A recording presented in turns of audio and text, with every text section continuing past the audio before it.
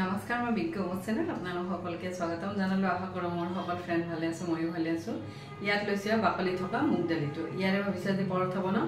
সেইটো ৰেচিপি আপোনালোকৰ লগত শেয়াৰ কৰো আৰু এবোৰ কিন্তু টিফিন বক্সৰ বাবে খুব ভাল ৰেচিপি আৰু লছলিৰ বাবে খুব হেলদি আৰু ৰেচিপিবোৰ কেনেকুৱা পায় কমেন্ট সেকশন লিখি জনাব অলপ আৰম্ভ কৰো ইয়াত লৈছে বাকলি থকা মুগ দালি এক বাটিতে মোৰ হৈ যায় আৰু ইয়াত লৈছে এটা বাটি মই মুগ দালিখিনি ভালদৰে ধুই লওঁ এয়া মই মুগ দালিখিনি ভালদৰে ধুই ললো ইয়াত লৈছে এটা কুকাৰ ইয়াতে দিলো মুগ দালিখিনি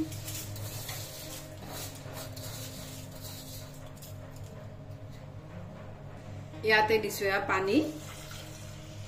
মই দালিকিটা ভিজাকে পানীখিনি দি ললো ইয়াতে দিছো নিমখ ইয়াতে দিছো হালধি পাউডাৰ এয়া মই ঢাকনখন বন্ধ কৰি দিছো বন্ধ কৰি ইয়াৰে 6টা মান হুইসেল দি লওঁ এয়া মই দালিখিনি 3টা হুইসেল দি ললো 3টা হুইসেলতে ধুনীয়াকৈ সিদ্ধ হৈ গৈছে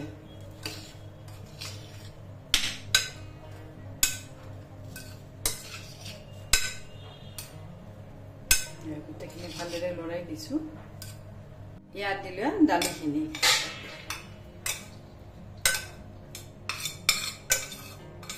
মই গোটেইখিনি দালি ইয়াতে দি দিলো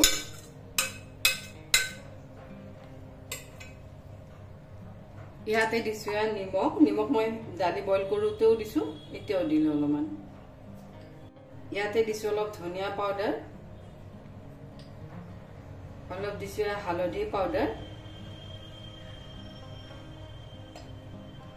অলপ দিছো ৰঙা জলকীয়া পাউডাৰ ইয়াত লৈছে এখন ফ্ৰাইং পেন ইয়াতে দিলো সফ এচামুচ ইয়াতে দিছো ধনিয়াও দিলো এচামুচ এইখিনি মই শুকানে ভালদৰে ভাজি লওঁ আৰু এনেকুৱাকৈ দিলে ফ্লেভাৰটো কিন্তু খুব ধুনীয়াকৈ ওলায় এয়া মই এইখিনি ভালদৰে ভাজি ললো এয়া মোৰ ভাজা হৈ গ'ল ইয়াত লৈছে এটা খুন্না আৰু ইয়াতে দিলো মছলাখিনি এইখিনি মই অলপ খুন্দি লওঁ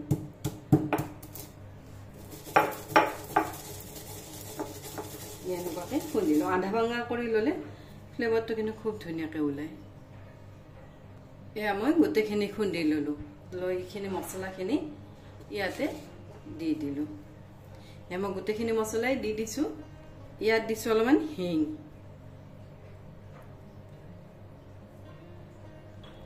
ইয়াতে লৈছো কেঁচা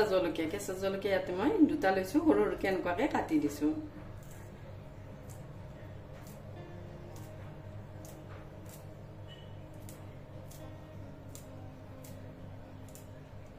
এনেকুৱাকৈ সৰু সৰুকে কাটি দিছো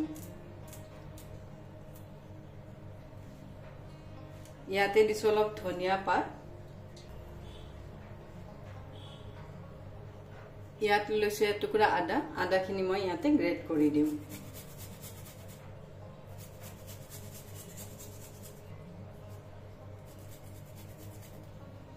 গোটেইখিনি গ্ৰেট কৰি দিলো ইয়াতে দিছো এচামুচ আমচুৰ পাউডাৰ গোটেইখিনি ভালদৰে মিক্স কৰি লৈছো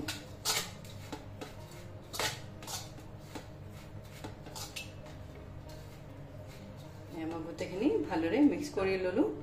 আৰু ধুনীয়াকৈ কিন্তু দালিকিটা সিদ্ধ হৈ গৈছে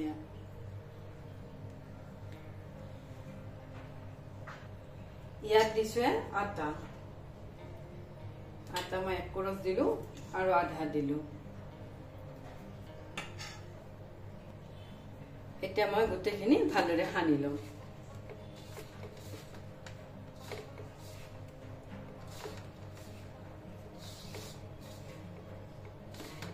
এনেকুৱাকৈ গোটেইখিনি সানি লম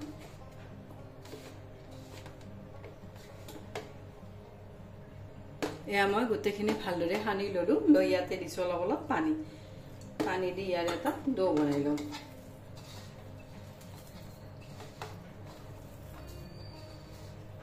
এনেকুৱাকৈ কচুৰিও বনাব পাৰি মই কিন্তু আজি পৰঠাই বনাম মই গোটেইখিনি আটাই ভালদৰে সানি ললো এয়া মই ডোটো বনাই ললো বনাই মই এনেকুৱাকে 10 মিনিট মান থৈ দিম ইয়াতে মই সৰু সৰুকে এনেকুৱাকে বল বনাই লম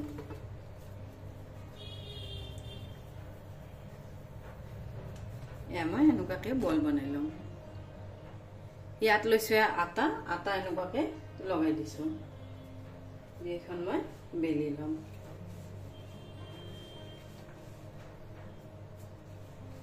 এনেকুৱাকে এখন ৰুটি বনাই ললো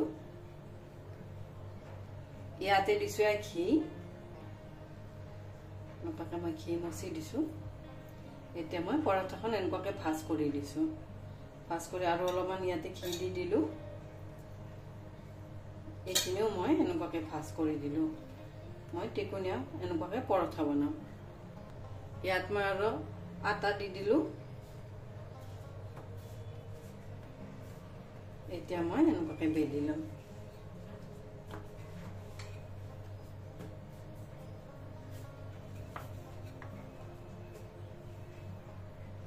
এয়া মোৰ এখন পৰঠা বেলা হৈ গ'ল ইয়াত লৈছো এখন তাৱাখন গৰম হ'ব দিছো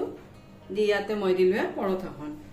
আৰু এইবোৰ পৰঠা কিন্তু খুব কোমল হয় আৰু লছলিবিলাকৰ এইবোৰ টিফিন বক্সৰ বাবে খুব ভাল ৰেচিপি এয়া মোৰ এটা সাইড হৈ গ'ল আনটো সাইডো এনেকুৱাকে লাহেকে উল্টাই দিছো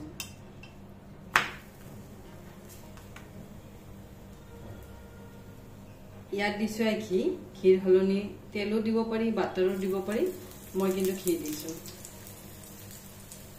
ঘি দিলো চামুচ এয়া মোৰ এখন পৰঠা ৰেডি হৈ গ'ল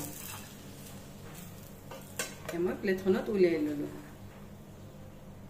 এয়া মই আৰু এখন পৰঠা ইয়াতে দি দিছো এইবোৰ পৰঠা কিন্তু খুব সফট অলপতে ভাঙি যায় এয়া মোৰ এখন পৰঠা ৰেডি হৈ গ'ল এয়া এখন পৰঠাও ৰেডি হৈ গ'ল মই এখনো প্লেটখনত উলিয়াই লৈছো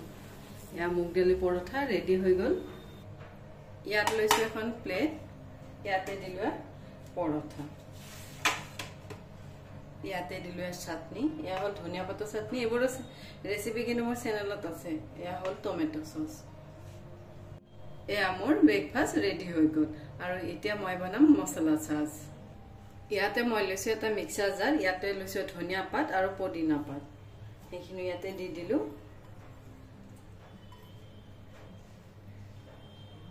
ইয়াতে লৈছো দুটামান জালুক ইয়াতে লৈছো এটা কেঁচা জলকীয়া ইয়াত দিছো ভাজি লোৱা জিৰা পাউডাৰ ইয়াত দিছো সন্ধ্যা নিমখ এচামুচ ইয়াতে দিছো দৈ এক বাটি মছলা সাজ যিমানে পাতলা হয় সিমানে কিন্তু টেস্টি হয় মই ভাবে অলপ দৈ কমকে দিছো ইয়াতে দিলো এক বাটি ইয়াতে দিছো ফ্ৰিজৰ পানী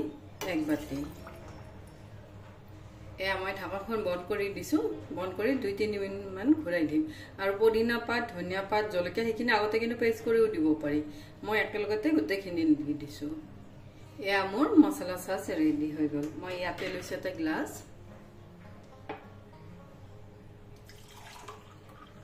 মই কিন্তু একেবাৰে পাতল কৰি লৈছো পাতল খাই বেছি ভাল লাগে এয়া ৰেডি হৈ গ'ল মছলা সাজ ইয়াৰ ওপৰত দিছো অলপ ভাজি লোৱা জিৰা পাউডাৰ মছলা সাজ ৰেডি দালি পৰঠা ৰেডি হৈ গ'ল এইফালে মছলা সাজ ৰেডি হৈ গ'ল মাজে সময় গৰমৰ দিনকেইটা মছলা সাজ হওক বা লচ্ছি হওক বা ৰাইতা এইবোৰ কিন্তু খাই ভাল লাগে মুগ দালি পৰঠা বহুতেই হেল্ডি আৰু ল'ৰা ছোৱালী টিফিনৰ বাবেও হেল্ডি হয় আৰু বহুত সময়লৈ এইবোৰ খালে ভোকো নালাগে আৰু আজিৰ ৰেচিপিটোতো আপোনালোকে কেনেকুৱা পালে জনাব আজিৰ বাবে আহোঁ থেংক ইউ বাই